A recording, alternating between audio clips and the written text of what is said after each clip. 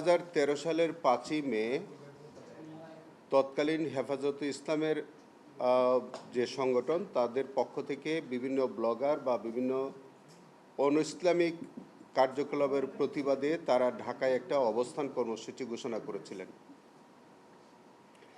সেই অবস্থান কর্মসূচিটা ছিল যে আমরা অভিযোগ থেকে যেটা পেয়েছি যে সেই অবস্থান কর্মসূচিটা ছিল যে ঢাকার যতগুলা এন্ট্রি পয়েন্ট আছে সেই এন্ট্রি পয়েন্টগুলোতে তারা অবস্থান কর্মসূচি ঘোষণা করেছিলেন। তো সেইটা তৎকালীন সরকার শেখ হাসিনার নেতৃত্বাধীন যে সরকার ছিলেন তারা এটাকে বাধা দিয়েছিল। তারা পরবর্তীকালে মতিঝিলে যেটা শাপলা চত্বর সেই জায়গায় তারা একটা অবস্থান কর্মসূচির জন্য সরকারের অনুমতি চেয়েছিল।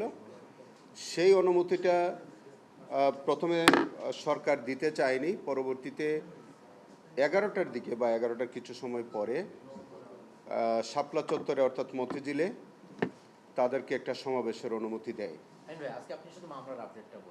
আমি ফ্যাক্টসটাই বলি। তো সেইখানে তারা যখন ওখানে সমাবেশ করতে আসে তখন আওয়ামী লীগ কার্যালয়ের সামনে যখন আসে গুলিস্তানে, তখন কিন্তু তারা একটা পুলিশ এবং তৎকালীন আওয়ামী লীগের একটা হামলার শিকার হয়। সেখানে একজন নিহত হয়েছিল, আপনাদের মনে আছে হয়তো। এবং পরে এটারই ধারাবাহিকতায় কিছুক্ষণ পরে আরও 2 জনের নিহত হওয়ার ঘটনা ঘটে।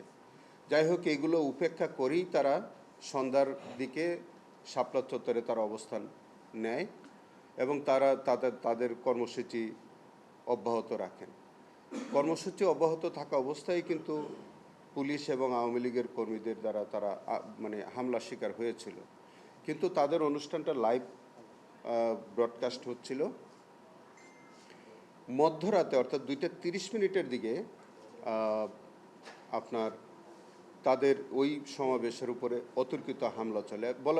বলা রাখা ভালো, 2:30 আগেই কিন্তু প্রায় 18 থেকে 20 জন লোক কিন্তু হতাহতের ঘটনা ঘটে এবং যখন মধ্যরাতে আবার হামলার শিকার হয় তখন আরও হতাহতের ঘটনা ঘটে। এই সব মিলিয়ে শাপলা চত্বরে আমাদের এই পর্যন্ত তদন্তকারী কর্মকর্তার যে তদন্তে যেটা উঠে এসেছে, এই পর্যন্ত শুধু শাপলা চত্বরের বা ঢাকার মধ্যে 32 জনের নিহত হওয়ার ঘটনা ঘটেছে।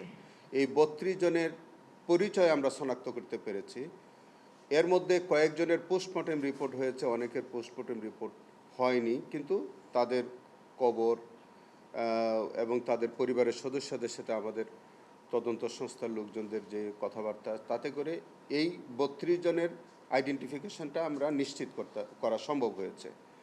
পরের দিন নারায়ণগঞ্জে সেখানে কিন্তু আপনার আরও প্রায় 20 জনের মতো নিহত হওয়ার ঘটনা ঘটে।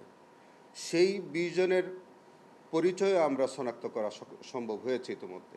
তাদের হয়েছে এটা পরের দিন এবং একই দিন আপনার চট্টগ্রামেও 5 জন কিন্তু নিহত হয়েছিল, কুমিল্লাতে 1 জন নিহত হয়েছিল। সব মিলিয়ে আমরা এই পর্যন্ত প্রায় 58 জনের নিহত হওয়ার ঘটনা আমরা শনাক্ত করতে পেরেছি। তাদের পরিচয় আমরা পেয়েছি। কয়েকজনের পোস্টমর্টেম রিপোর্ট তৎকালীন সময় হয়েছে, অধিকাংশ হয়নি, এবং তাদের পরিবারের নিহতদের পরিবারের সদস্যদের সাথে কথাবার্তা হয়েছে সব কিছু। ইতিমধ্যে আমাদের তদন্ত কাজ প্রায় শেষ পর্যায়ে। আমরা আসামিদের নাম তদন্তের স্বার্থে প্রকাশ করা সম্ভব হচ্ছে না। আপনারা জানেন ইতিমধ্যে কয়েকজন আমাদের তৎকালীন পুলিশের আইজিপি উনি গ্রেফতার আছেন এই কেসে।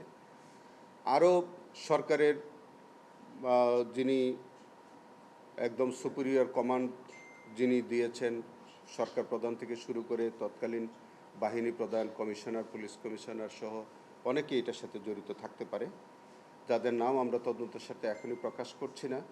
তবে আমাদের এই মামলাটির তদন্ত কাজ প্রায় 90% আমাদের সমাপ্ত হয়ে গেছে। আমাদের কিছু এক্সটেন্ডেড ওয়ার্ক আছে, সেটা আমরা করে যাচ্ছি। সেটা চট্টগ্রামে আমাদের কিছু ফার্দার ইনভেস্টিগেশনের কাজ আমাদের চলতেছে।